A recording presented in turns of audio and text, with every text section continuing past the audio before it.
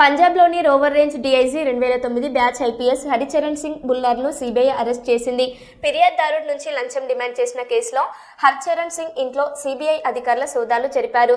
సోదాల్లో భారీగా నోట్ల కట్టలతో పాటు బంగారు ఆభరణాలు బయటపడ్డాయి.